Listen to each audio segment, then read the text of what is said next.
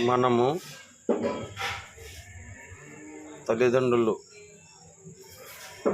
కొరకు ఎంతో చేయాలని కలలు కంటాము. కానీ మనకు తినడానికి 3 పూటలు ఉన్నప్పుడు చూసి ఆనందించడానికి తల్లిదండ్రులు ఉండరు.